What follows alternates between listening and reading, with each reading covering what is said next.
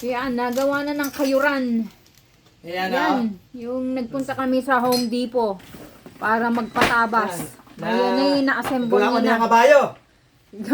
Talagang naggawa ito ng kabayo ah. Ay, may kasama. Sobra pa nga. Ay, hindi pala ano. Asan na ang talim? Yan, ang talim. Ito yung talim. May kasamang tornilyo. At kakabit ko lang yung barela. Sakto na.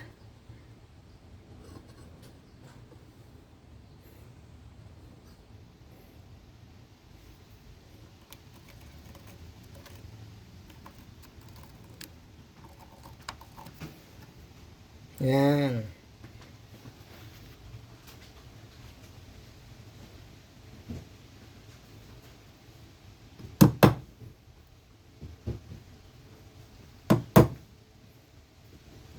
Naku, what's the noise na naman to? What's that noise na naman?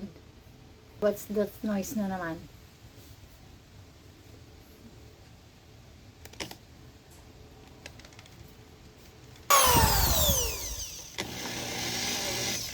Yan lang.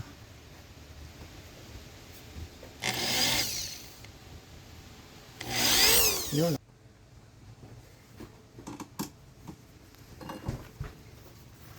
Ang galawin.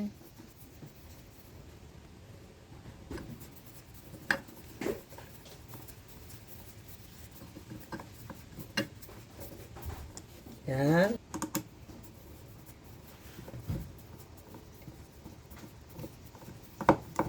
Yan.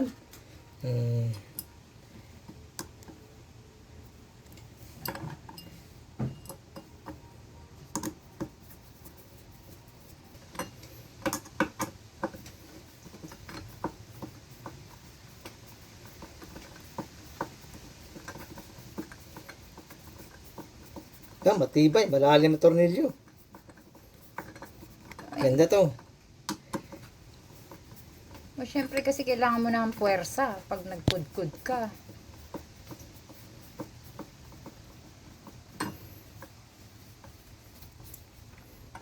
Ayan. Higpit na. Para wag nang gumalaw. Ayan.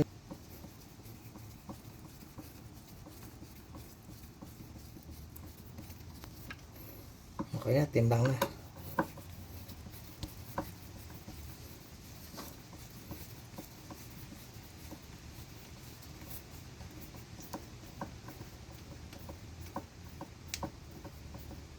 Yun. Yun. Yan. Ayos na.